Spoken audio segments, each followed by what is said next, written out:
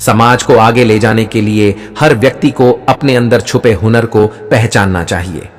अगर कोई भी समाज आगे बढ़ता है तो उसके पीछे उस समाज के नागरिकों का हाथ होता है। किसी समाज को आगे बढ़ाने के लिए सबसे अहम भूमिका उस समाज के नागरिकों की ही होती है, और वह समाज तभी आगे बढ़ पाएगा जब उस समाज के लोग अपने अंदर के हुनर को समझ पाएंगे और एक दूसरे को उसके कार्य में मदद करेंगे। दोस्तों, आज जो कहानी हम आपको सुनाने वाले हैं वह बहुत ही अच्छी है। इस कहानी से आपको अवश्य ही कुछ ना कुछ सीखने को मिलेगा। आप इस कहानी को अंत तक बिना स्किप किए जरूर देखना। यह कहानी गांव के एक गरीब परिवार में पैदा हुए एक व्यक्ति की है। उसका नाम मोहन है। मोहन की जिंदगी में इतना संघर्ष था कि वह बहुत मुश्किल से 8वीं कक्षा तक ही अपनी स्कूल की पढ़ाई पूरी कर पाया। 8वीं की परीक्षा उत्तीर्ण करने के बाद उसने शहर जाने का निर्णय लिया। शहर जाकर मोहन नौकरी ढूंढने में लग गया। एक बार उसने अखबार में एक नौकरी के प्रस्ताव के बारे में देखा। वह जॉब ज्यादा बड़ी नहीं थी, लेकिन उसके नजरिए से उसे वह जॉब पसंद आ गई थी। मोहन ने बहुत सोच विचार किया और फिर डरते डरते उस नौकरी के लिए प्रार्थना पत्र दे दिया। उस अखबार से मोहन उस दफ्तर के पते पर पहुंचा। वहां पहुंचकर उसने देखा कि वहां पर जॉब के लिए बहुत लंबी लाइन लगी हुई थी। कुछ देर बाद उसका इंटरव्यू का नंबर आया। इंटरव्यूअर ने मोहन से खूब प्रश्न किए। उन्हीं में किसी एक इंटरव्यूअर ने मोहन से पूछा कि क्या तुम्हारे पास ईमेल आईडी है। मोहन तो गांव का बंदा था, उसे पता ही नहीं था कि ईमेल आईडी होती क्या है। फिर मोहन ने उस इंटरव्यूअर से कहा कि जी मेरे पास ईमेल आईडी नहीं है। फिर इसके बाद क्या होना था, उस इंटरव्यूअर ने मोहन से कहा कि तुम ईमेल आईडी नहीं जानते। आज के इस टेक्नोलॉजी और मॉडर्न जमाने में तुम यह नहीं जानते कि ईमेल आईडी होती क्या है। इसके बाद उसे जॉब से निकाल दिया गया। इसके बाद मोहन उस दफ्तर के कुछ थोड़ी दूर चला और फिर उसने अपनी जेब में रखे पैसों को गिनना शुरू किया। उसके पास कुल 300 रुपये थे। उसने थोड़ी देर विचार विमर्श किया और फिर वहां की मंडी से अपने सारे रुपयों के आम खरीदे और उन आमों को गलियों में शाम तक बेच दिया। रात में जब उसने उन बेचे हुए आमों से कमाए पैसे गिने तो वह 400 रुपये थे। उसे बहुत खुशी हुई और फिर सोचा कि अब वह रोज फल ही बेचा करेगा। अगले दिन उसने उस पैसे से फिर आम खरीदे और उन्हें बेचने के लिए फिर निकल पड़ा। उसको फिर लाभ प्राप्त हुआ। अब मोहन रोज आम खरीदता और बेचता और अब कुछ ही दिनों में उसने खुद ही मंडी में एक छोटी सी दुकान खरीद ली और उसी में आम के साथ साथ दूसरे फल भी बेचने लगा।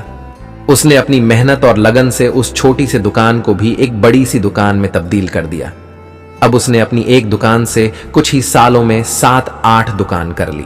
जब वह वापस अपने गांव गया तो उसने वहां अपने दोस्तों और वहां के लोगों को बताया कि वह शहर में फल बेचने का कारोबार करता है। उसने उन गांव के लोगों को भी शहर जाकर अपने साथ काम करने का सुझाव दिया। वह लोग भी मोहन के साथ शहर गए और उसकी दुकान में काम करने लगे। धीरे धीरे उन लोगों को भी फायदा होने लगा और उन्होंने आसपास के शहर में अपनी ही किसी ना किसी फल या सब्जी की दुकान खोल ली।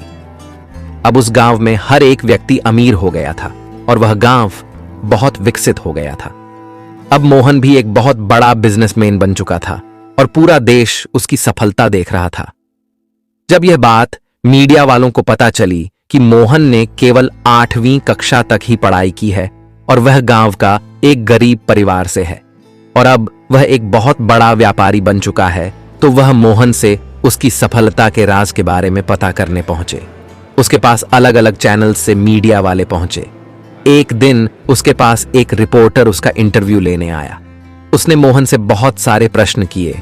उसने मोहन से उसके संघर्ष, उसने कैसे दुकान खोली और कैसे उसने अपने बिजनेस में बढ़ोतरी की, ऐसे कई सवाल उसने मोहन से पूछे। आखिरी में उसने मोहन से पूछा कि अगर आपके पास ईमेल आईडी है तो आप हमें दे दीजिए। हम इस इंटरव्यू के वीडियो को आपके ईमेल आईडी पे भेज देंगे। जैसे ही उस रिपोर्टर ने यह सवाल किया तो मोहन, जो अब बिजनेसमैन बन चुका था, उसने जवाब दिया कि जी नहीं, मेरे पास ईमेल आईडी नहीं है। वो रिपोर्टर जो मोहन का इंटरव्यू लेने आया था, जब उसने मोहन के मुंह से ना सुनी तो उसने मोहन से पूछा कि आप इतने महान बिजनेसमैन हो लेकिन आप ईमेल आईडी के बारे में नहीं जानते हैं। इसके बाद मोहन ने भी बढ़िया उत्तर दिया कि अगर मेरे पास ईमेल आईडी होती तो आज मैं इतना बड़ा फलों का व्यापारी नहीं होता। यही उसकी सफलता का राज है। दोस्तों, ये छोटी सी कहानी हमें यह सीख देती है कि इस जिंदगी में सभी के पास कोई ना कोई हुनर होता है, बस उस हुनर को समझने की देरी होती है। दोस्तों, अब दूसरों की नकल करना छोड़ दो और अपने अंदर के हुनर को पहचानो।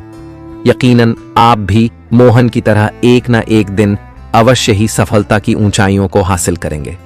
दोस्तों, आपको हमारी यह कहानी अपने अंदर छुपे हुनर को पहचाने कैसी लगी, आप हमें कमेंट करके बताएं और हमारे इस वीडियो को शेयर और लाइक करना ना भूलें।